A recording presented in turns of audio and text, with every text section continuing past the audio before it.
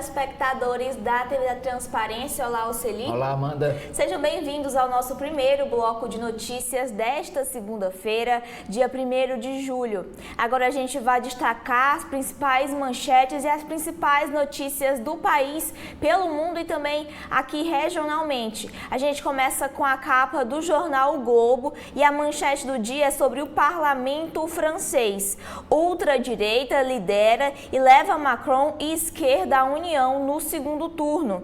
O reagrupamento nacional, que é o partido de extrema-direita dirigido por Marine Le Pen, foi o mais votado no primeiro turno das eleições legislativas francesas realizado ontem. Em um pleito marcado pelo maior comparecimento em 4 décadas, o grupo conquistou 33% dos votos. A coalizão de governo de Emmanuel Macron ficou com a terceira colocação, com 22%, superada pela nova Frente Popular de esquerda com 28%.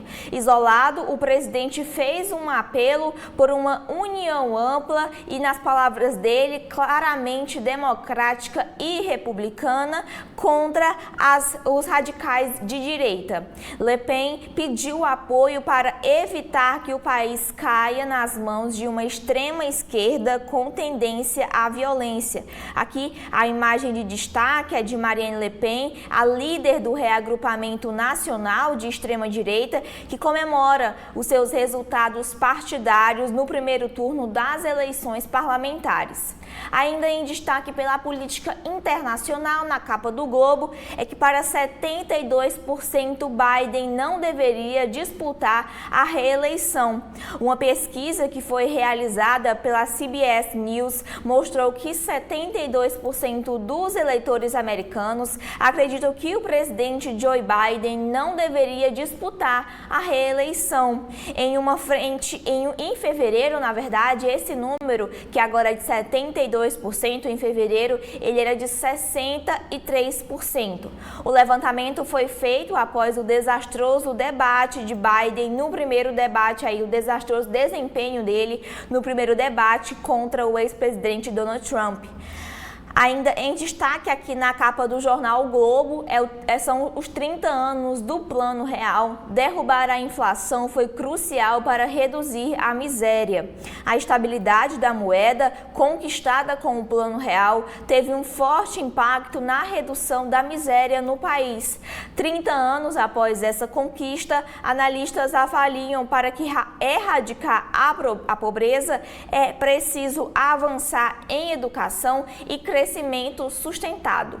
Também aqui em destaque é que partidos têm 80% de seus diretórios sob comando provisório. Às vésperas das convenções para a escolha de candidatos, a interinidade dá mais poder às cúpulas das legendas que comandam as indicações. A segunda imagem de destaque aqui na capa do jornal o Globo é Carlos Gomes de volta à cena. Após anos fechados para a reforma, um dos teatros mais tradicionais do Rio de Janeiro reabre hoje com a celebração para a classe artística. A programação da casa, que foi inaugurada em 1872, prevê espetáculos até o fim do segundo ano. Na área de artigos, Fernando Gabeira escreve sobre o poder que se comporta como se o Pantanal fosse uma noutra galáxia. Irapuan Santana escreve sobre a lei de drogas que atinge de maneira desproporcional os negros. E Ludmila Abraão Rair escreve sobre o Congresso que deveria concordar com o STF sobre a maconha. Ainda em destaques, 10 dicas para manter a dieta no mercado na área de saúde. Da fuga dos carboidratos à estratégia para evitar os ultraprocessados, especialistas apontam formas de manter a dieta durante as compras. Outros destaques agora pelo Rio de Janeiro são as inspeções que identificam falhas na manutenção das passarelas da Barra. E 10 anos depois, a Arco Metropolitano do Rio frustra a promessa de desenvolver a região. E por fim, aqui o destaque na capa do jornal Globo é a charge do dia, entreouvindo Lula. Ele diz que vamos em frente, que segunda-feira outra vez, gente. Esses são os destaques da capa do Globo. O que a gente tem na capa do Estadão de hoje, Oceli? A foto de destaque, Amanda, é o aumento das vendas de carros elétricos da China. Estão abrindo lojas até em shopping para vender os automóveis. Para se popularizar, marcas chinesas de carros abrem lojas em shoppings. A marca BYD, com 25 showrooms em shoppings, e a GWM, com 23 showrooms em shoppings, como esse da foto, é o shopping da Anália Franco, da Avenida Anália Franco, na zona leste de São Paulo, oferecem modelos híbridos e elétricos e já tem 5,5% de participação de mercado. Para especialista, a ação não foca em vendas, mas em publicidade dos produtos. Medicina privada. Ações contra planos de saúde sobem 33%. O Supremo estuda um freio a essa judicialização. Empresas dizem que a alta das ações, muito superior à observada nos processos contra o SUS, o Sistema Único de Saúde do governo, se deve à lei que obriga cobertura de procedimentos fora da relação, fora do rol da Agência Nacional de Saúde. 234 mil foi o número de processos registrados no ano passado, de 2023, processos judiciais, uma média de 1 a cada 2 minutos. Verbas públicas. Em São Paulo, no estado de São Paulo, 185 cidades arrecadam menos de 10% do que precisam para cobrir despesas. Arrecadam com receitas próprias, arrecadam menos de 10% do que precisam para cobrir as despesas do município. O Tribunal de Contas do Estado de São Paulo aponta total dependências dessas cidades de recursos estaduais e recursos federais. Para especialistas, há excesso de municípios em São Paulo. A manchete principal da edição desta segunda-feira do Estado de São Paulo é a mesma que foi lida agora pela Amanda, da Folha, do Globo, vai ser do Globo que ela vai ler, é sobre as eleições na França. Ultradireita vence primeiro turno na França. Macron pede união. A sigla de Marine Le Pen obtém ampla vantagem. O segundo turno será no próximo domingo. Na área de cultura, o jornal O Estado de São Paulo traz uma matéria no caderno de cultura sobre o lançamento do título do álbum Microfonado, que traz ineditismo a hits já antigos da banda dos Titãs. Quartas na Eurocopa, futebol. Inglaterra enfrentará a Suíça e Espanha a Alemanha. Testamento do bilionário investidor Warren Buffett vai doar fortuna a fundo de caridade. Na área de saúde, quais são os efeitos e quando tomar antidepressivos? E por último, Amanda, é destaque na capa do Estadão, marco revisado. Com erro há mais de 100 anos, a divisa entre os estados do Paraná e Santa Catarina vai mudar em 2025.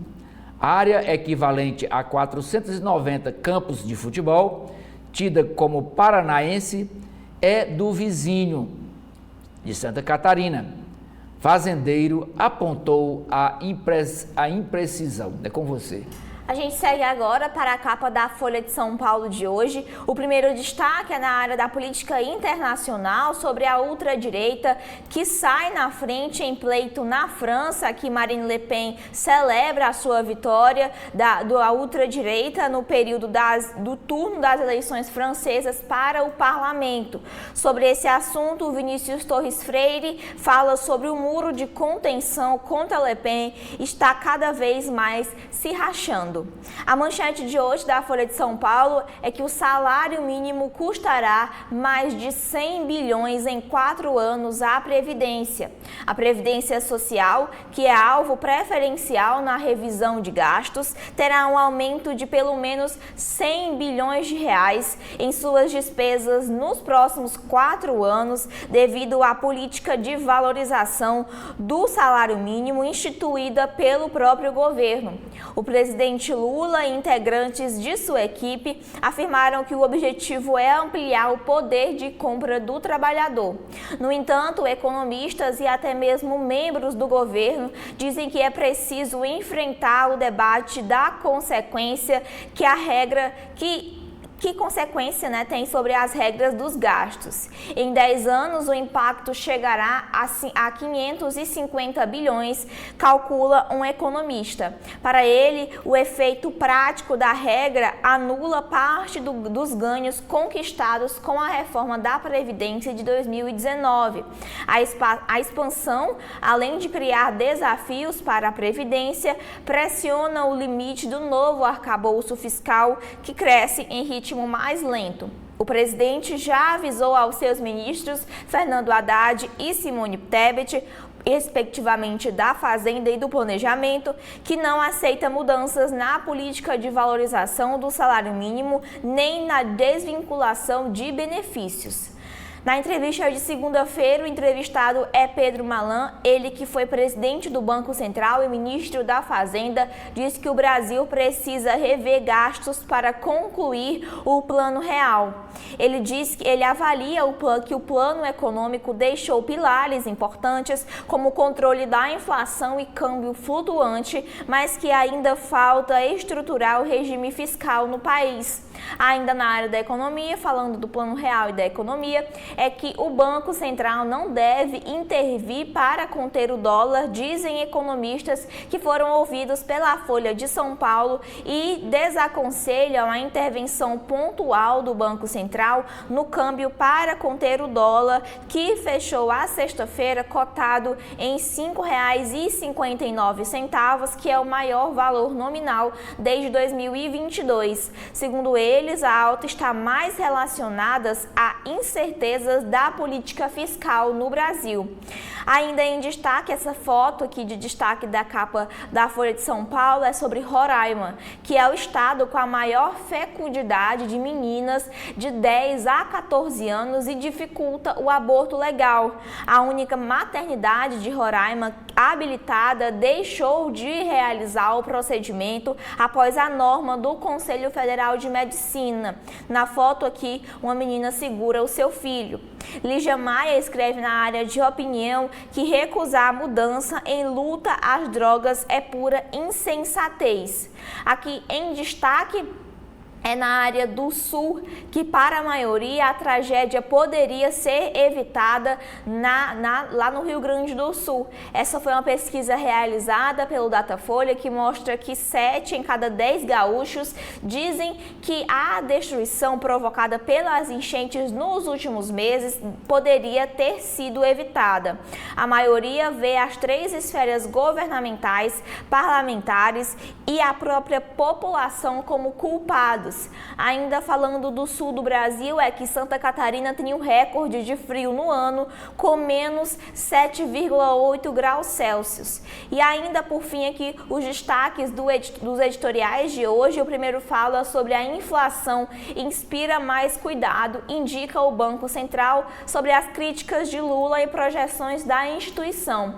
E o segundo editorial é intitulado 40 gramas, acerca da decisão do Supremo relativa à maconha. São esses aqui os destaques que a gente tem na capa da Folha. O que a gente tem na capa do Povo de hoje, Oceli? Destaque do Povo é o lançamento do Anuário do Ceará 2024-2025, publicação impressa mais antiga em circulação do Estado. Será hoje à noite o lançamento da edição 2024-2025. A manchete do jornal é ainda a repercussão, a continuação da pesquisa de intenção de voto que foi realizada pelo Datafolha.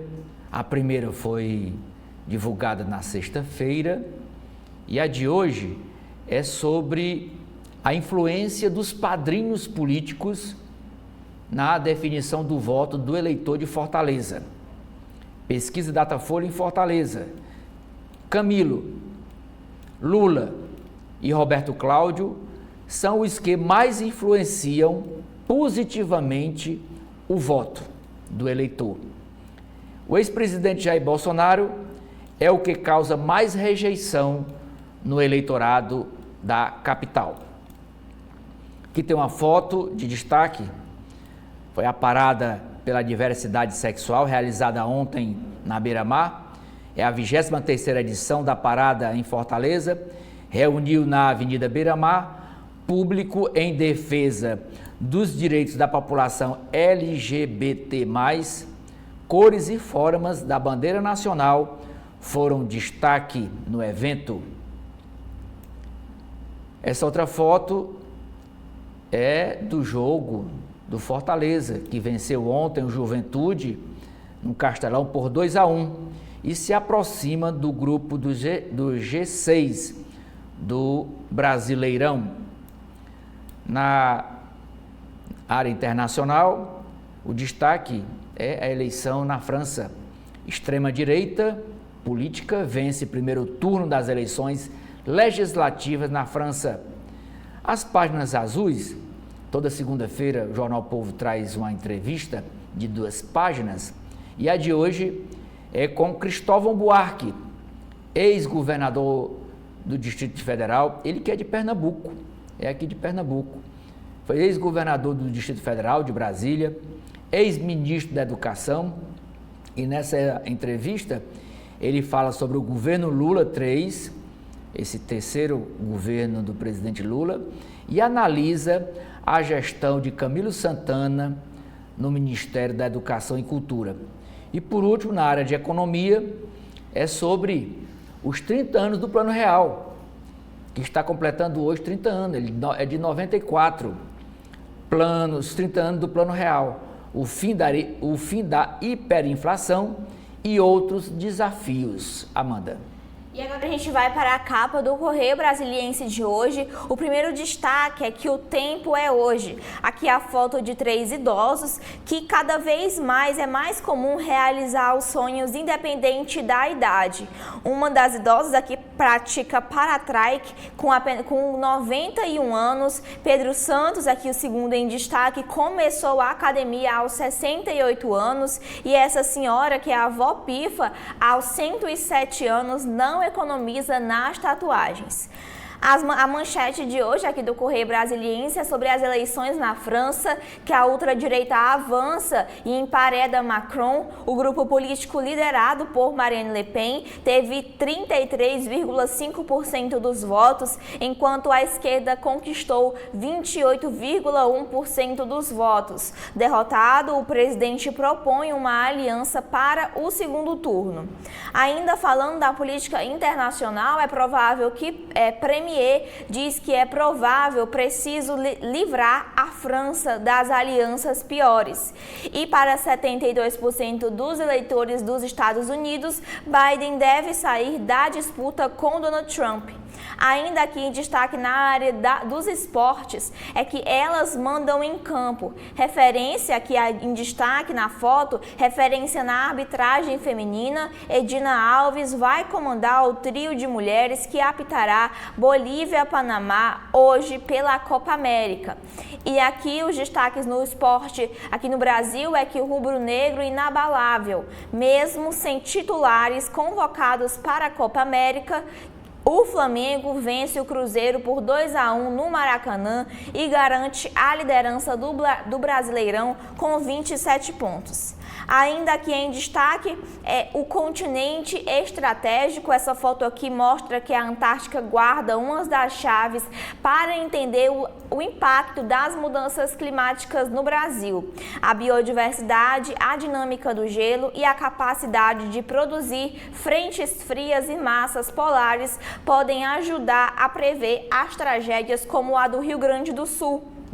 Ainda em destaque, falando do meio ambiente, é o alerta para fogo, que desde janeiro o Corpo de Bombeiros atendeu 4.605 chamados para apagar incêndios no DF. Também em destaque é sobre os 30 anos do Plano Real, a engenharia política para aprovar o Plano Real, a liderança do presidente Itamar Franco e do ministro e senador Fernando Henrique Cardoso foi fundamental para o Plano Real avançar no Congresso Nacional e ganhar as ruas. Paralelamente, o Banco Central e a Casa da Moeda implementaram uma logística de guerra que permitiu ao real alcançar todos os cantos do país em 1º de julho de 1994. Ainda em destaque é sobre o controle de armas, que a Polícia Federal sem estrutura na fiscalização do arsenal dos CACs, que são os atiradores e colecionadores. A Polícia Federal precisa de reforço de pessoal e estrutura para que a partir de 2025 exercer o controle do arsenal de armas do país, que tem aí uma contagem de 783 mil caçadores, atiradores e colecionadores, que são os CACs. E por fim, destaque aqui no DF é que o trabalho infantil é um problema subnotificado na região. São esses aqui os destaques que a gente tem na capa do Correio. O que a gente tem na capa do Valor Econômico, Celi? O empresário Ricardo Mussa, da empresa Raiz 100, fala no podcast do Valor Econômico sobre carreira e atuação ambiental no grupo dos G20. Tecnologia. Empresas e Senai formam parceria para desenvolver bateria de íon lítio nacional. E na conjuntura, é uma matéria com o economista Pércio Arida. Grande ameaça à economia do Brasil atualmente vem do lado fiscal. A manchete do jornal é sobre incertezas afetam operações de fusões e aquisições no Brasil.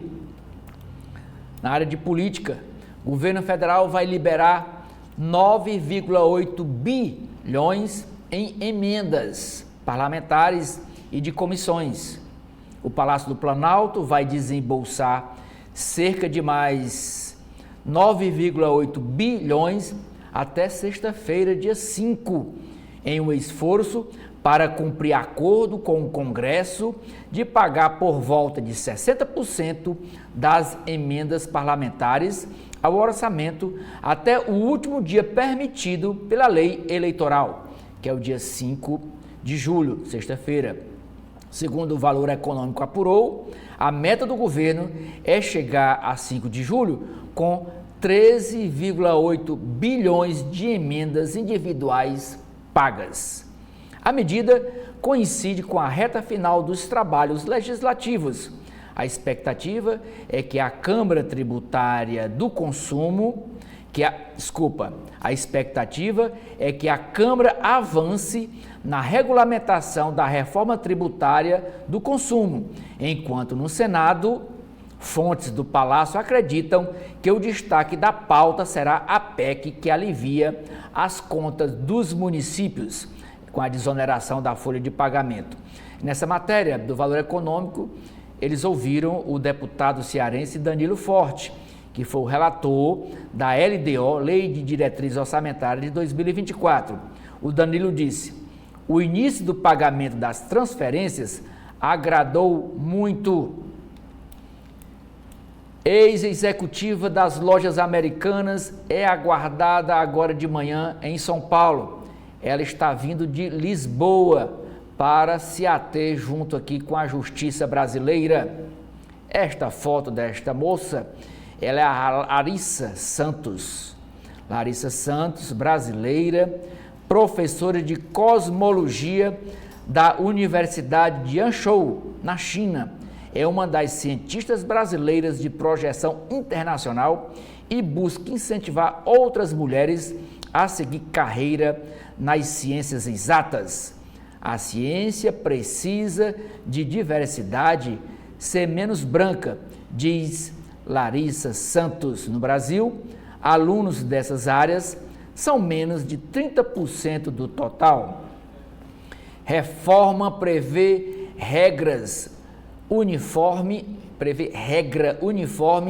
para CBS e IBS. Partido de Le Pen sai na frente em eleições na França. Foi ontem. Nearshoring do México atrai o Brasil. E por último, Amanda, ainda comemorando os 30 anos do Plano Real. E nesta segunda-feira, o Valor Econômico traz uma matéria ouvindo pesquisadores. Com o Plano Real, pesquisadores universitários buscam temas além da inflação. É com você. A gente segue agora para as páginas internas de cada jornal, começando com a área editorial do jornal o Globo. O primeiro fala que abuso de emendas de relator se repete nas de comissão. A opacidade do orçamento secreto volta a vigorar, apesar de o Supremo Tribunal Federal ter declarado a prática inconstitucional. E o segundo editorial é o resultado do PISA expõe mais uma vez a gestão deficiente na educação. O Brasil ficou entre os 15 piores entre 64 países num campo crítico para a economia moderna, a criatividade. Ainda seguindo com as páginas internas do Globo, a gente segue para a área de política. Comando Central. Partidos mantêm 80% dos diretórios com chefia provisória e favorecem decisões da cúpula da eleição. Ainda seguindo na área de política, lá no Rio de Janeiro, é que Lula e Paes trocam afagos durante entrega de casas em área de milícia no Rio de Janeiro. Em evento da comunidade da Zona Oeste, também teve críticas ao governo Bolsonaro. Período conturbado, disse o presidente. Ainda falando de política, nas capitais é que o PL e o PT frustram os planos de Lira e Renan Calheiros em Maceió.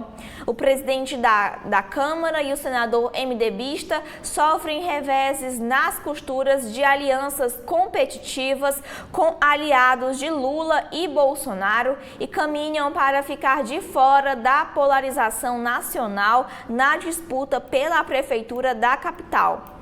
Ainda em destaque é uma entrevista com o senador Marcos Rogério, ele que é líder da oposição no Senado e diz que o presidente do Senado não é uma extensão do governo. O senador diz que a sucessão na casa será definida após eleição. Avalia Bolsonaro, mesmo inelegível, como plano A, B e C e afirma que ataques de Lula a Campos Neto buscam enfraquecer o Banco Central. Agora em destaque pelo Brasil são os estudantes à prova. A defasagem de bolsas para doutorado sanduíche impõe restrições e trava oportunidades no exterior. Ainda aqui falando do Brasil, sobre as tragédias no Rio Grande do Sul, é que a maioria vê a tragédia como evitável lá na região e culpa os governos. O Datafolha aponta que para 7 a cada 10 gaúchos era possível prever prevenir a destruição das enchentes. As prefeituras são as mais citadas como os responsáveis, mas em um nível próximo das demais esferas políticas. Na saúde, boas escolhas. Especialistas dão 10 dicas para manter a dieta e a saúde no mercado. Na área de economia, é sobre o Plano Real, a estabilidade da moeda que fez a miséria desabar. Erradicar a pobreza não dependerá do avanço da educação dependerá, na verdade, do avanço da educação e do crescimento sustentado. Ainda na área da economia, é que a ex-diretora da Americanas vai entregar passaporte no país. Suspeitos de fraude bilionária discutiam operações em sala blindada. Ainda em destaque aqui é na área de investimentos. Depois de um semestre de frustrações, o que podemos esperar? Expectativas no fim do ano de 2023 eram de juros menores nos Estados Unidos e a bolsa bombando. No meio deste ano, pouco disso se concretizou. Ainda em destaque aqui dentro do jornal O Globo, é pelo mundo, aqui é a manchete do dia, que todos contra Le Pen, a ultradireita vence no primeiro turno na França e faz Macron e esquerda se unirem para o segundo turno. Aqui em destaque essa foto da reação imediata após os resultados. Os manifestantes vão às ruas de Lyon para pedir a união nacional contra a extrema-direita no segundo turno. Todos contra o reagrupamento nacional, que é o partido de Le Pen. E ainda aqui em destaque, pela política internacional e pelo mundo, é sobre Biden, que 72% dos eleitores querem a saída do presidente dos Estados Unidos da disputa pela reeleição. A enquete foi realizada após o primeiro debate com Donald Trump na quinta-feira passada, no qual o desempenho do presidente foi considerado desastroso e levou a pedidos para sua substituição. A campanha diz que ele continua na corrida eleitoral.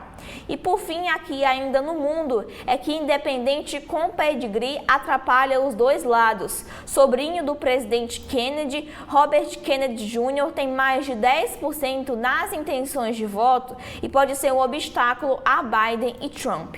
São esses aqui os destaques internos do Globo de hoje. O que a gente tem dentro do Estadão, Oceli? Eu começo com a coluna do Estadão. E a nota de destaque é dizendo que a velha guarda do PT, do Partido dos Trabalhadores, se une em almoços periódicos, vê erros do governo e apoia Edinho. Quem é Edinho? Vamos saber. O ex-presidente da Câmara Federal, o ex-deputado João Paulo Cunha, do PT, preso no Mensalão, e hoje advogado de grandes empresas, tem aberto as portas de sua residência em Brasília para amigos de longa data. Em almoços reservados, mas periódicos, lideranças da velha guarda do PT, como os ex-ministros José Disseu e Fernando Pimentel, sentam-se à mesa para analisar a política. Há uma preocupação geral, ora mais exacerbada, ora mais contida, com os rumos do governo e do partido, do PT.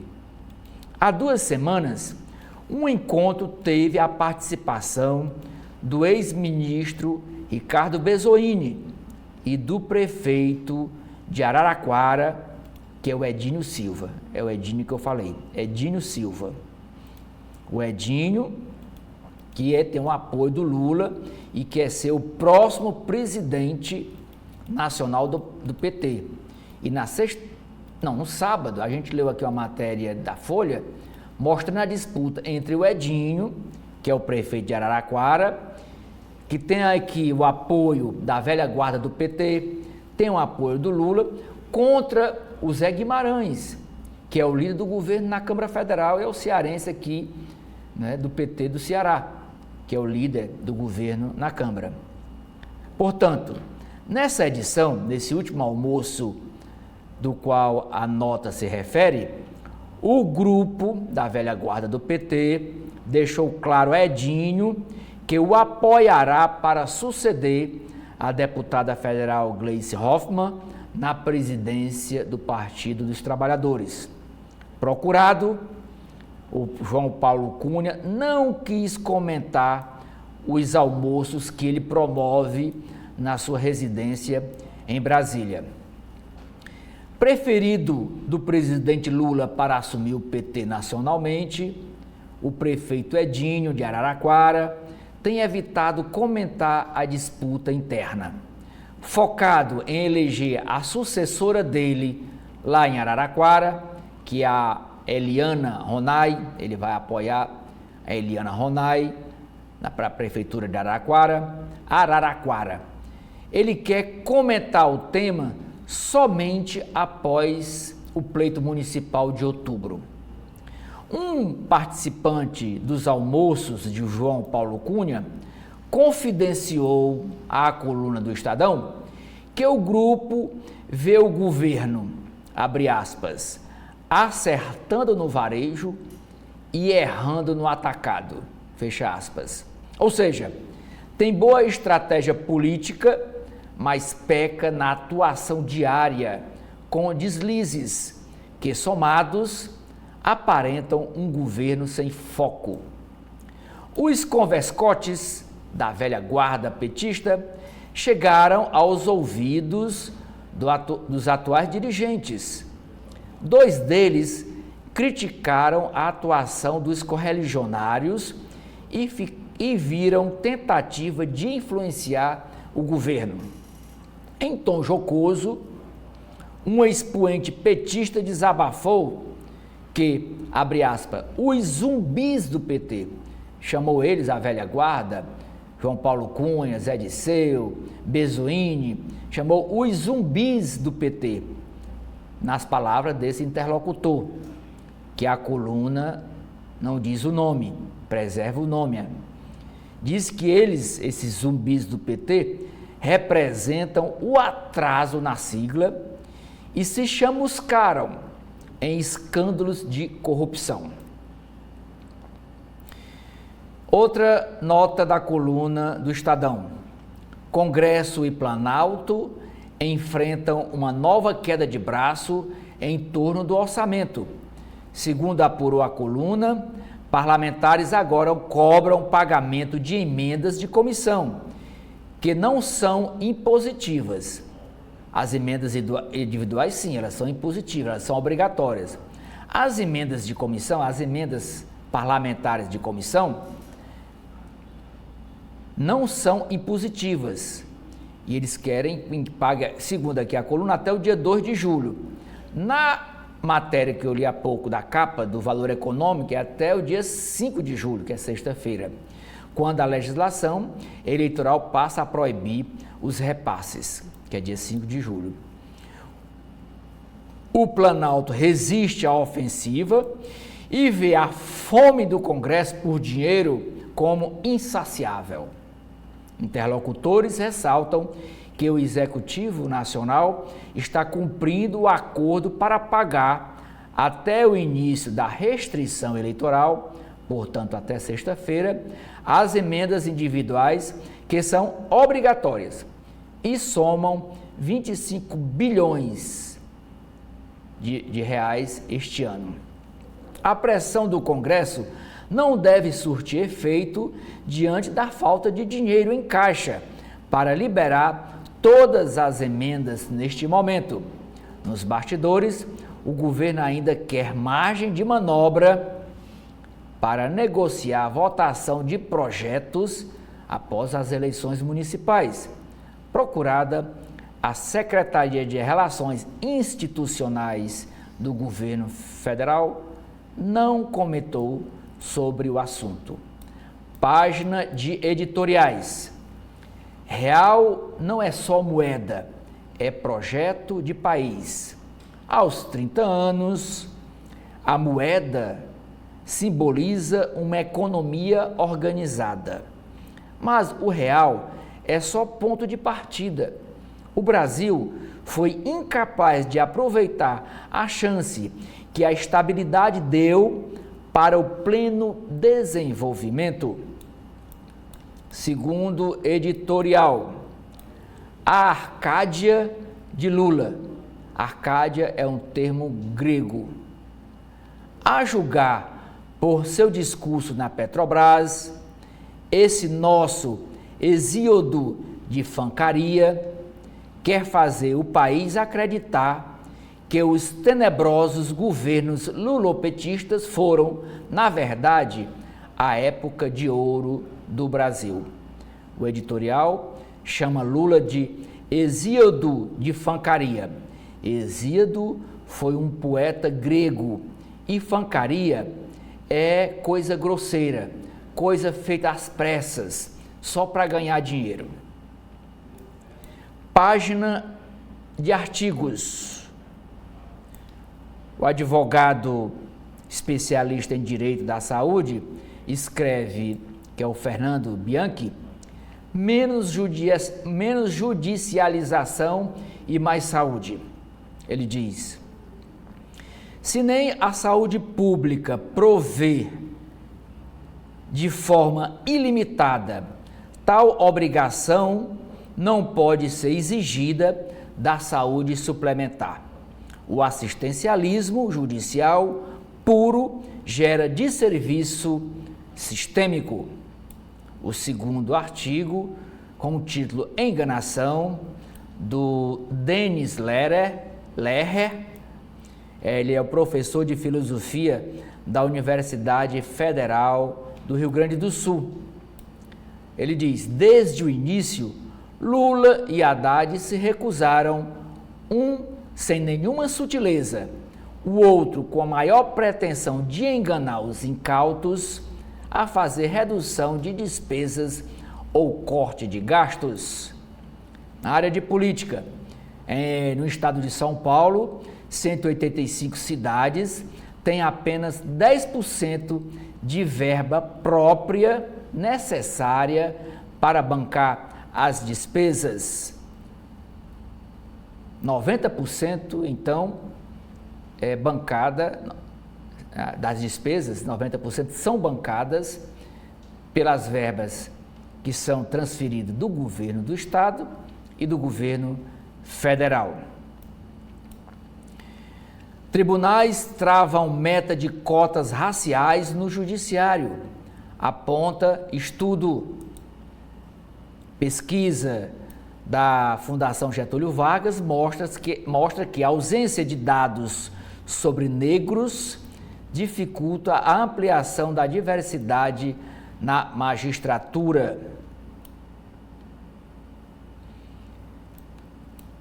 Tem uma matéria interessante aqui do Estadão, mostrando como é as mordomias no serviço público. Lá no Supremo Tribunal Federal, no STF, tem 11 auxiliares, um para cada ministro. Eles são chamados de capinhas, é um apelido que se dá interno a esses 11 funcionários. Eles não são de carreira, eles não são concursados, eles são terceirizados. Então, é de livre indicação do presidente de plantão. Perfilados atrás de onde se sentam os ministros do Supremo Tribunal Federal, 11 assistentes aguardam a entrada dos magistrados durante cada sessão presencial da Corte. Além de prestar apoio administrativo, esses funcionários puxam as cadeiras dos juízes, dos ministros, e os acomodam enquanto eles se ajustam nas poltronas. O salário mensal de cada um desses 11 auxiliares, eles são servidores terceirizados, é de R$ 6.400 por mês.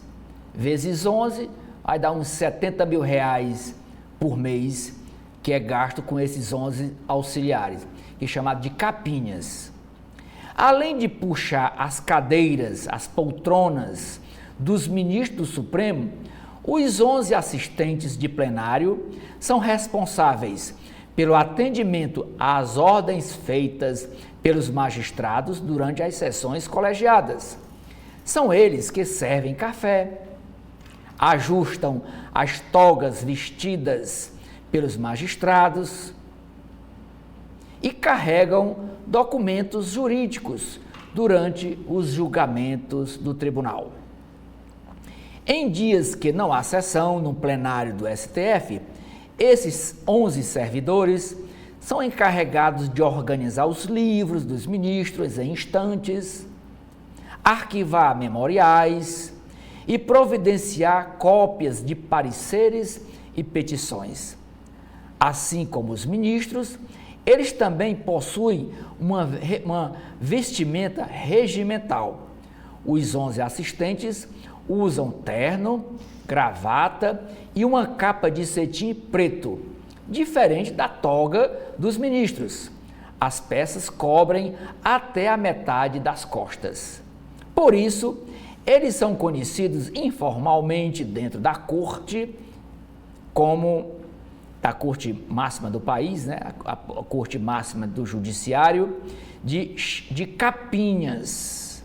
Segundo o Supremo, cada ministro tem direito a ser auxiliado por um capinha, que realiza diariamente os serviços de secretariado. Mesmo sendo agentes que passam às vezes despercebidos durante as sessões, a rotina dos capinhas viralizou nas redes sociais no mês passado. A cena em questão mostra os assistentes dos ministros puxando as poltronas para que eles possam se sentar antes do julgamento sobre a reforma da Previdência de 2019. Foi a sessão que viralizou nas redes sociais. Apenas o ministro Alexandre de Moraes se acomoda na poltrona sem o auxílio do servidor, do capinha. O vídeo gerou críticas que comparam os ministros a reis. Críticos dizem que os ministros podem sentar nas respectivas poltronas sem a ajuda de ninguém. Faz sentido só em casos muito específicos, como o do ex-ministro Joaquim Barbosa, que tinha um problema de coluna e precisava trocar de cadeira com certa frequência nas sessões, ou, se muito, em ocasiões solenes, como posses e início do ano judiciário. De resto, os ministros são perfeitamente capazes de se alocarem sozinho em suas poltronas. Quem diz isso é a gerente de projeto da Transparência Brasil, Marina Atogi. Disse considerar a atuação dos assistentes muito bem pagos, por sinal, eles ganham R$ 6.400 por mês para fazer esse serviço. Ele disse que a atuação dos assistentes fundamental para o bom andamento das sessões presenciais, mas questionou a atribuição de eles puxar as poltronas para os magistrados se assentarem. Na área internacional, é a matéria dizendo que a extrema-direita é a mais votada no primeiro turno na França. Macron pede união. A apuração mostra partido de Le Pen em primeiro lugar, com 1/3 dos votos, a esquerda em segundo e a Aliança de Centro, que é liderada por Emmanuel Macron, em terceiro. O segundo turno de votação legislativa na França será no próximo domingo. Macron perde força dentro e fora da França. No Brasil, ações contra planos de saúde sobem 33%. O STF e o CNJ, que é o Conselho Nacional de Justiça, tentam enfrentar essa judicialização. Os processos foram 334,1 mil no ano passado, uma média de uma nova ação a cada 2 minutos dava entrada no sistema judiciário brasileiro. Segundo empresas, essa alta de ações na justiça é por causa da lei que obriga uma cobertura de procedimentos de saúde fora do rol, fora da relação da Agência Nacional de Saúde. Lei criou a abertura que o sistema não comporta, dizem as operadoras. A CNBB, que é a Conferência Nacional dos Bispos Brasileiros, que reúne todos os bispos católicos brasileiros, quer travar a análise de descriminalização do aborto no Supremo Tribunal Federal. Preservar 1,2 da terra, do meio ambiente da terra, pode reduzir extinção de espécies no país, no Brasil. Mata Atlântica deveria ter a prioridade. Divisa entre o Paraná e a Santa Catarina vai mudar após mais de 100 anos de erro em medição nessa divisa. A outra briga, como os cearenses acompanham, é aqui entre o Ceará e o Piauí, que não tem perspectiva de fim. Na área de esportes, Palmeiras e Corinthians tentam se redimir em derby. São Paulo vence Bahia por 3-1 no Morumbis e ingressa no grupo do G6. Em casa, Santos busca voltar ao G4 da Série B. Espanha avança e pega a Alemanha. Inglaterra vence e joga com a Suíça. No caderno de Economia e Negócios, inclusão de carnes na cesta básica da reforma tributária elevará a alíquota padrão. Banco Mundial diz que devolução de produtos ainda é a melhor saída. Banco Mundial, eu li errado. Banco Mundial diz que devolução de tributos ainda é a melhor saída. Para se popularizar, montadoras chinesas abrem lojas em shopping para vender os carros elétricos ou híbridos.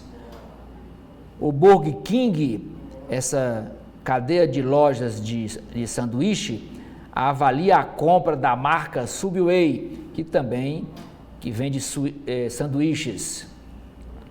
Com maltaria, Cooperativa Agrária prevê faturamento de até 8,5 bilhões de reais no próximo ano de 2025. Grupo Safari prevê investimento de 1,5 bi de reais em 9 empreendimentos. Maior gestora de ativos do Brasil, a BB-A7, aposta em tecnologia e ESG. O cliente já compra 100% do pacote de viagem em milhas, diz executivo da Smiles. Aos 102 anos, sobrevivente do Holocausto, é capa da revista Vogue da Alemanha. E por último, Amanda, é o lançamento do álbum Microfonado. A banda Titãs traz ineditismo para antigos sucessos, com participação de nomes como Ney Matogrosso e Vitor Clay. Projeto audiovisual também dá nova chance ao álbum Olho Furta Cor. É com você. A gente segue agora para as páginas internas da Folha de São Paulo, começando com a área de opinião. O primeiro destaque é a charge do dia, que mostra e que faz uma crítica à questão do usuário ou traficante na questão da maconha. Aqui morador de rua, né, uma pessoa em situação de rua que está comendo parada na calçada e um policial vem, aponta uma arma e pergunta usuário ou traficante. Ainda na área de opinião, o primeiro editorial fala sobre a inflação que inspira mais cuidado e indica o Banco Central. O gasto público e fim da ociosidade na economia dificultam as quedas de juros, o que a autoridade monetária indica e Lula se recusa a entender. O segundo editorial fala justamente sobre a charge, os 40 gramas. Decisão do STF pode desafogar prisões e o Congresso não pode se eximir de rever a lei insensata e culposa. Ainda em destaque na área da política é sobre a coluna Painel, escrita por Fábio Zanini, hoje intitulada Ampulheta. Ele diz que o grupo de trabalho da Câmara dos Deputados formulará uma nova proposta do projeto de lei das fake news. Esse grupo de trabalho ainda não se reuniu quase um mês após a criação pelo presidente da Casa, Arthur Lira. A avaliação dos membros do colegiado é que, diante das eleições municipais, o tema só será discutido no fim do ano. Formado por 20 deputados, o grupo de trabalho funcionará por 90 dias, com possibilidade de progressão pelo mesmo período. Ainda na política, o destaque é que Lula intensifica viagens para ajudar os candidatos. Dos 36 municípios percorridos pelo presidente este ano, em pelo menos 20 ele tem um postulante. O Planalto nega o caráter eleitoral das viagens do presidente. Ainda na área de política, é que petista deixa Haddad e Marta de lado e cita Paes como melhor das prefeituras em relação à sua visita a São Paulo. E também aqui, na verdade, ele elogiou o prefeito do Rio de Janeiro, Eduardo Paes, e disse que ele foi possível melhor gerente de prefeitura que este país já teve. Ainda na política, na região sudeste, segurança de candidatos de São Paulo acende alerta em campanhas. Boulos e Marçal reforçam a proteção e especialista aponta o risco de violência. Ainda na política, é que campanha eleitoral não pode ser lei da selva, diz marqueteiro espanhol. Ele, que é estrategista e trabalhou no governo do México, Colômbia e Argentina, defende a regulação das redes sociais. Ainda destaque na política é que inelegível Bolsonaro fala em passar por 2024 para chegar em 2026. E na área de transparência pública é como os cidadãos podem participar do combate à corrupção. Débora Bizarria escreve sobre o envelhecimento e a área de estudo que tem papel em salários mais iguais. Ela escreve sobre a diferença salarial entre homens e mulheres que diminuiu nas últimas décadas. No governo de São Paulo, o governo Tarcísio pode abrir mão de fazenda de 70 milhões de reais, ganha na justiça. O Estado não sabe se tem interesse em posse após a disputa e diz que regularização movimenta a economia. Pelo mundo, o destaque é que a ultradireita vence em primeiro turno de eleição legislativa na França. Em derrota de Macron, a reunião nacional deve ter a maior bancada parlamentar. E na análise feita por Vinícius Torres Freire, ele escreve que Le Pen fica mais perto do poder com racha no pacto contra sua sigla. Ele diz que com o eleitorado ora mais preocupado com imigração e segurança, a ultradireita fica mais palatável. Também aqui em destaque é que subexplorado, o lítio volta a ser tema na Bolívia após levante. O rumor de que o interesse no mineral estaria por trás do golpe fracassado ganha força. O país tem as maiores reservas desse mineral, que é o lítio. Ainda em destaque na entrevista de segunda-feira sobre o Plano Real, a entrevista é com Pedro Malan, ele que foi ex-ministro da Fazenda, disse que o Brasil precisa adotar uma revisão de gastos para concluir o Plano Real e também fala que o país assimilou o controle da inflação inflação e do câmbio flutuante, mas não conseguiu estruturar um regime fiscal. Ainda falando de economia na área de mercado, economistas são contra o Banco Central intervir no dólar. Na avaliação, na visão desses especialistas e analistas, a ação para conter a disparada não resolveria a questão central, a desconfiança com as contas públicas. E por fim, aqui em destaque na área de mercado, é sobre a manchete aqui da capa da Folha de São Paulo sobre o salário mínimo que impacta a Previdência em 100 bilhões de reais. As despesas previdenciárias são pressionadas por políticas de valorização do trabalho e Lula resiste à mudança. São esses aqui os destaques internos da Folha. O que a gente tem aí no Povo, Celi? É dizendo, Amanda, que os democratas nos Estados Unidos descartam substituir o Partido dos Democratas. Lá é republicanos e democratas. Os democratas são representados pelo atual presidente Joe Biden e os republicanos pelo ex-presidente Donald Trump. E os democratas descartam substituir Biden na corrida presidencial.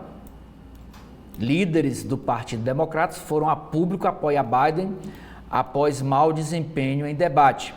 Mas a gente leu aqui no sábado que uma pesquisa, 72% dos norte-americanos pesquisados defendem que o Biden não tem mais saúde mental para continuar por mais um período na Casa Branca. Os líderes democratas apoiaram ontem o presidente dos Estados Unidos, Joe Biden, após seu fraco desempenho no debate da semana passada, enquanto a Casa Branca negou relatos de que ele estava se reunindo com sua família para avaliar sua candidatura. Nenhuma figura importante do partido se uniu para pedir a renúncia de Biden. E democratas proeminentes, incluindo o ex-presidente Barack Obama e Bill Clinton, expressaram seu total apoio em meio a uma enxurrada de dúvidas públicas e até mesmo um apelo do conselho editorial do jornal New York Times para que Biden se afastasse.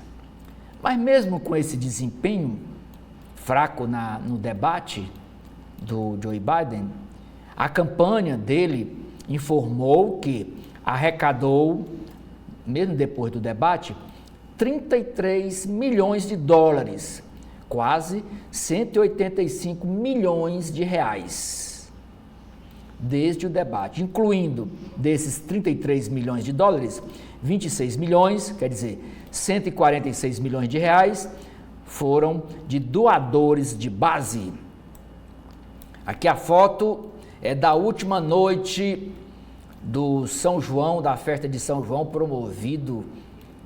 a festa promovida pela Prefeitura Municipal de Fortaleza. E encerrará a noite a banda Magníficos e o cantor Valdones. O cantor Valdones fez um show à parte, desceu à noite lá no aterro da Praia de Iracema de paraquedas, pulou do aviãozinho e desceu no meio da multidão de paraquedas. É mais um show à parte, ele que gosta de aviação. No GP da Áustria, de Fórmula 1, a vitória cai no colo de Russell. Falando da festa da Prefeitura, da festa junina da Prefeitura, encerrada ontem, foram 3 dias, sexta, sábado e domingo. Tem uma matéria aqui dizendo que um homem anuncia venda de cortesia para o front, para a primeira fila do espetáculo. Um homem, supostamente filho de uma funcionária da Prefeitura de Fortaleza, anunciou venda de ingressos para a festa de São João, que se iniciaram na sexta-feira e se estenderam até ontem no aterrinho da Praia de Iracema, na beira-mar da capital. No áudio encaminhado ao WhatsApp do jornal O Povo, o homem anuncia: não é camarote não, mas é front, entendeu? É porque a minha mãe é da prefeitura e ela tem 4 ingressos e me passou, mas eu não tenho ninguém para ir comigo, aí eu vou vender. Pronto, estava ganhando dinheiro com as cortesias da prefeitura. Pablo Vittar, a próxima grande drag queen do mundo. Uma reportagem publicada ontem pelo jornal New York Times classificou a artista Pablo Vittar, a brasileira, como a próxima grande drag queen internacional. Destaque internacional da brasileira Pablo Vittar. O Fortaleza masculino ganhou de 2-1 do Juventude, mas o Fortaleza, time feminino, perdeu. Fortaleza foi derrotado na tarde de ontem pelo Juventude por 1-0 em jogo de ida das quartas de final do Brasileirão Feminino. 1,2%. Milhares de animais e plantas que correm risco de extinção podem ser salvos se houver foco na preservação de uma área que corresponda a apenas 1,2% da superfície do planeta Terra. E a charge do Cleiton, ele celebra hoje, ele faz uma homenagem hoje aos 30 anos do Plano Real, com essa ilustração. Aqui do lado esquerdo é o real cortando um pedaço de bolo, e o primeiro pedaço de bolo vai aí ele entrega para quem? Para o tio Sam, que é representado aqui pelo dólar. E nesse final de semana, por conta daquelas declarações de Lula, dizem os jornais do Sul, o dólar chegou a R$ 5,58. Na coluna vertical, telespectadores, é sobre essa matéria que é a manchete de hoje do jornal, é uma pesquisa do Datafolha, sobre medir o tamanho da influência dos padrinhos políticos juntos aos pré-candidatos à Prefeitura Municipal de Fortaleza. Padrinhos em baixa, mas não tanto. O ministro Camilo Santana, o presidente Lula e o ex-prefeito Roberto Cláudio são hoje as lideranças políticas com a maior influência positiva no eleitorado de Fortaleza. Depois a gente vai ver os números da influência negativa. O dado é da primeira pesquisa Datafolha Fortaleza, que mediu o impacto dos padrinhos políticos na definição do voto do eleitor fortalezense. Questionado sobre Camilo, 31% dos entrevistados disseram que o apoio do ministro faria com que eles votassem com certeza em um candidato. O mesmo índice foi perguntado e 30% no caso de Lula. Diz que com certeza votariam um candidato apoiado por Lula. E 24% disseram que votariam com certeza no candidato indicado pelo ex-prefeito Roberto Cláudio. Como a margem de erro da pesquisa é de 4 pontos percentuais para mais ou para menos, os três padrinhos, Camilo, Lula e Roberto Cláudio, estariam, portanto, tecnicamente empatados como líderes dessa influência positiva. Dados completos tem na edição de hoje. O apoio de líderes também traz certa rejeição. Não é certa rejeição, não, é muita rejeição aos pré-candidatos. 40% dos entrevistados, 40%, dizendo que não votariam de jeito nenhum em um nome apoiado por Camilo. 40% dos entrevistados diz que não votaria de jeito nenhum em candidato apoiado pelo Camilo. E 31% diz que vota com certeza. 31% diz que vota com certeza, 40% diz que não vota de jeito nenhum. Certo? Com relação ao Lula, 30% diz que votariam num candidato apoiado por Lula, mas 44% diz que vota de jeito nenhum no candidato apoiado pelo Lula. Com relação ao Roberto Cláudio, 24% diz que votaria com certeza no candidato apoiado por Roberto Cláudio, mas 45% diz que não votaria de jeito nenhum no candidato apoiado por Roberto Cláudio. Jair Bolsonaro, o ex-presidente, por sua vez, influenciaria positivamente em 22%, mas negativamente em 61%. Quer dizer, 22% do eleitorado diz que com certeza votaria no candidato apoiado por Bolsonaro e 61% dos entrevistados diz que não votaria de jeito nenhum no candidato apoiado por Bolsonaro. Ao final da lista, eu continuo lendo aqui a coluna vertical do jornal O Povo. Ao final da lista, aparece Ciro Gomes, que influencia positivamente 20% e negativamente 49%. Conclui aqui o colunista. Ou seja, no final das contas, todos os padrinhos políticos desses acabariam trazendo mais rejeição do que adesão às candidaturas. É por isso, com certeza o capitão Wagner tem esses números das pesquisas internas que não podem ser divulgadas, realizadas pela União Brasil, são pagas pelo partido.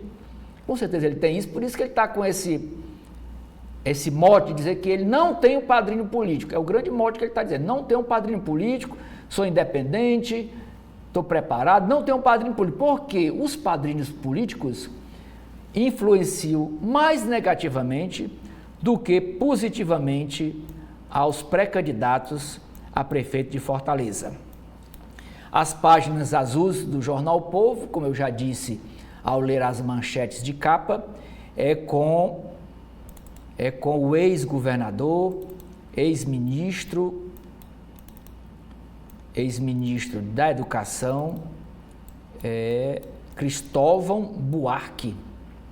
Ele diz: Lula é bom maestro, mas falta bússola ao governo. Ex-ministro da Educação, Cristóvão Buarque, avalia o governo Lula III, analisa a gestão Camilo Santana no MEC e faz revelações acerca de sua saída do PDT após a chegada do grupo dos Ferreira Gomes. Interessante ler essa entrevista. Ele é nascido no Recife e está aqui em Fortaleza desde o dia 20, para lançar aí um livro dele. Duas capas aqui do jornal, é para o lançamento do Anuário do Ceará, que é um produto do Jornal O Povo, vai ser hoje à noite. É lançada com edição alusiva aos 70 anos da Universidade Federal do Ceará.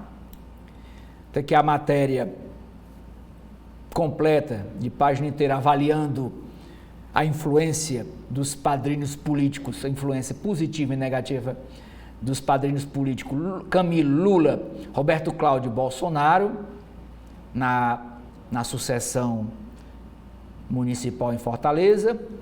Outra matéria dizendo que o PSB, Partido Socialista Brasileiro, que é comandado aqui no estado do Ceará pelo Eudoro Santana, pai do Camilo, vai fazer um encontro hoje às 18 horas com Evandro Leitão, que é o pré-candidato do PT à Prefeitura de Fortaleza, e esse encontro se dá após a ofensiva do PSD, de Luiz Gastão, de Domingos Filho, para indicar a vice, o lugar de vice na chapa de Evandro Leitão.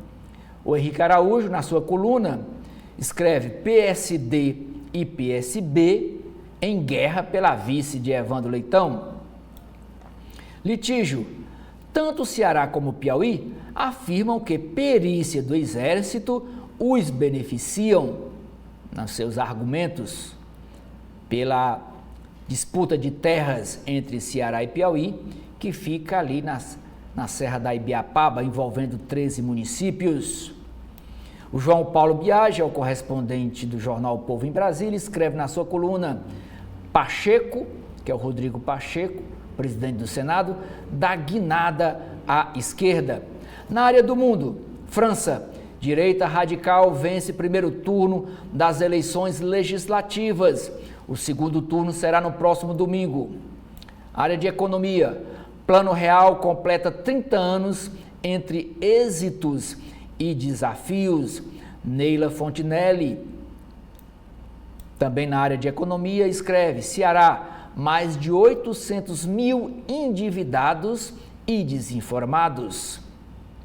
Apesar da alta do dólar, preço de combustíveis ficam estáveis no Ceará. A Carol Cousingue escreve: crise climática é tema do Fórum ESG do jornal O Povo. Conta de luz em todo o país fica mais cara a partir de hoje, 1º de julho. Volta a ser cobrada a chamada tarifa amarela. Na área de cidades, temos aqui uma matéria sobre férias. Parques de Fortaleza são opção para manter as crianças longe das telas dos celulares. Areninhas. Pais relatam insegurança em levar os filhos para as areninhas. Ricardo Moura escreve: decisão do STF. Lógica do policiamento precisa mudar. Fortaleza atinge maior número de assaltos em ônibus desde 2019. Matéria sobre a parada gay. Ontem na Beira-Mar, parada LGBT+, agita a bandeira do Brasil em Fortaleza. O editorial é sobre o anuário do Ceará e os 70 anos da UFC. E por último, Amanda, é a capa eu termino a leitura interna das páginas do jornal Povo, aqui destacando a capa do caderno de esportes. Triunfo tricolor, salto na tabela, Fortaleza bate Juventude no Castelão por 2-1, chega ao quarto jogo de invencibilidade e encosta no grupo do G4. A gente vai agora para as páginas internas do Correio Brasiliense, começando na área de política. O destaque é na segurança pública, sobre o controle de CACs em risco na Polícia Federal. A decisão do governo Lula de repassar do Exército para a Polícia Federal o registro de armas de fogo ocorre sem o reforço da estrutura da operação. Delegados e agentes temem falhas graves nos registros.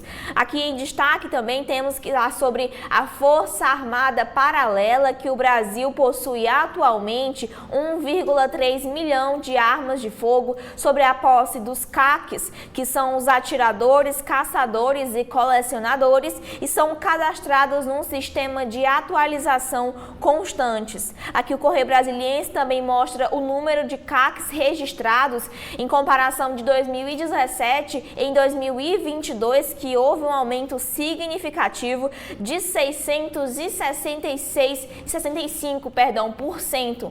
E armas legais totalizadas em 2022 foi de 2,3 milhões. Aqui também um comparativo entre 2017 e 2022 sobre o número de munições vendidas e também sobre as armas apreendidas, uma comparação entre 2021 e 2022, que houve uma redução dessas armas apreendidas em 9,2%.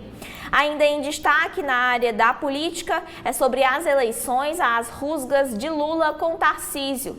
As ausências do governador de São Paulo e do prefeito da capital paulista, Ricardo Nunes, em uma agenda oficial do presidente para ampliação do metrô, sinalizam que a disputa eleitoral de outubro movimenta o jogo político entre os entes federativos. Ainda em destaque nas eleições no Sudeste é que Lula esteve ontem no Rio de Janeiro e elogiou Eduardo Paes. Ele disse: lembrem de Ipanema, de Copacabana e agora lembrem do Dudu. Ainda em destaque no Correio Brasiliense é sobre o Brasil, aqui em destaque o meio ambiente. Isso também que teve na capa do Correio, que fala sobre a Antártica, que guarda os segredos do clima. Estratégico para a compreensão das mudanças do clima, o continente gelado é prioridade de cientistas de todo o mundo. O Brasil está na vanguarda desses estudos, o que podem ajudar a prever os fenômenos extremos como as enchentes no Rio Grande do Sul. Aqui uma matéria completa sobre essa questão da exploração da Antártica, mais perto do que parece, porque a distância entre Porto Alegre e a estação Antártica é semelhante a que separar a capital gaúcha de algumas regiões amazônicas. Ainda o destaque na economia é sobre os 30 anos do Plano Real, a batalha política para aprovar o Plano Real, que a medida provisória da nova moeda levou 1 ano para ser votada, tendo sido reeditada 12 vezes pelo Executivo para que não perdesse a validade. A matéria acabou sendo votada em uma votação simbólica, mas foi marcada por os embates entre os parlamentares da base governista e também da oposição. Sobre a logística de guerra para a nova moeda, que a introdução do real envolveu uma preparação minuciosa iniciada meses antes do lançamento oficial, que aconteceu em 1º de julho de 1994.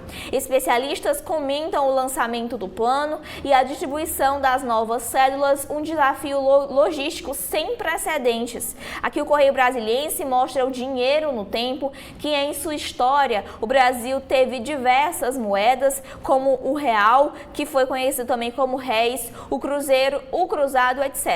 A atual moeda, que também é chamada de real, foi implementada em 1994.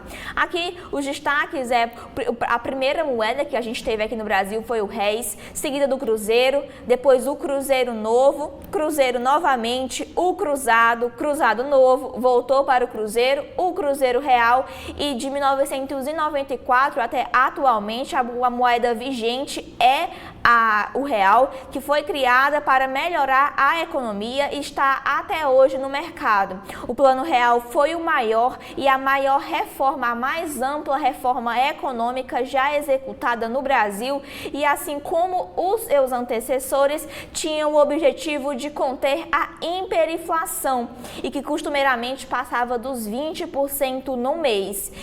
Em uma circulação, que está em circulação desde 1994, o real é a segunda moeda mais longeva da história, atrás somente do seu homônimo original no período colonial, que é o réis, que durou aí de 1822 a 1942.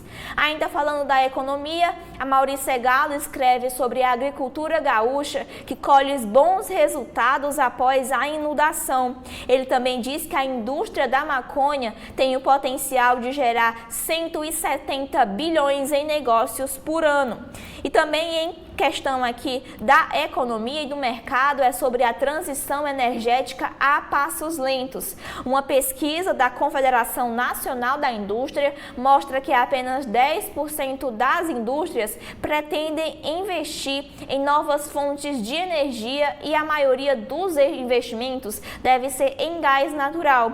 E sobre a conta de luz, que vai subir em julho por causa da bandeira amarela, que a gente já vem falando aqui ao longo dos jornais.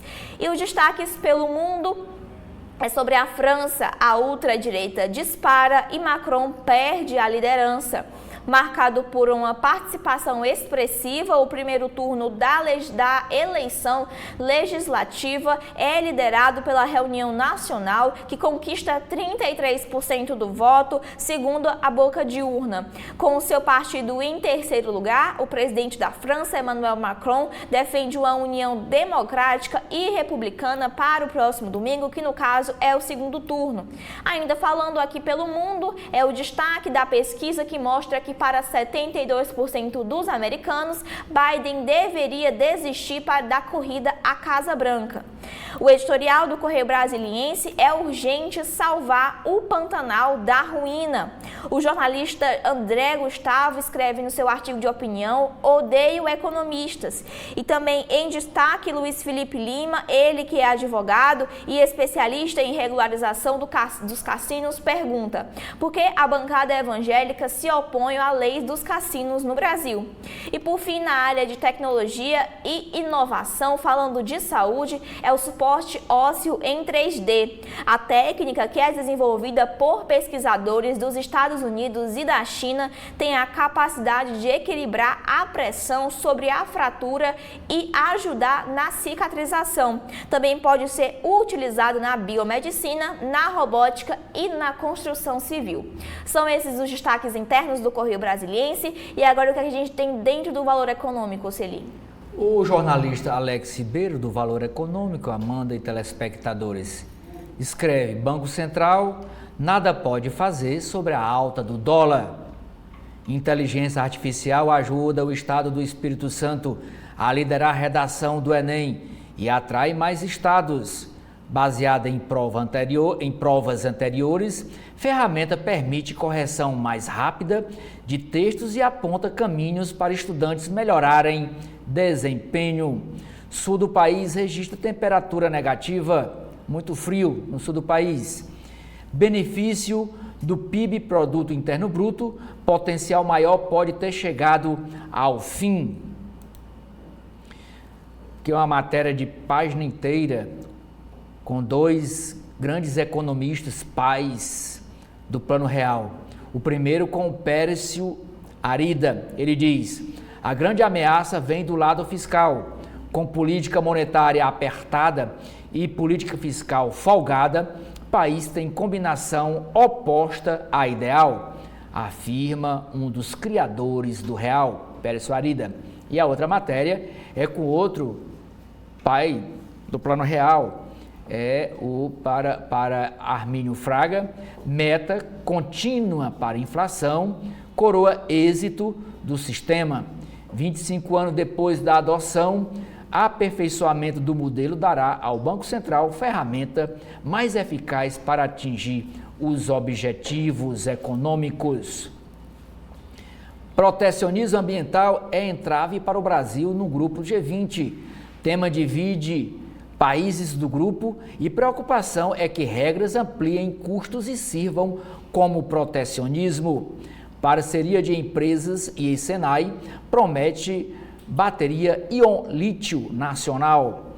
Confiança do consumidor sobe após 4 meses.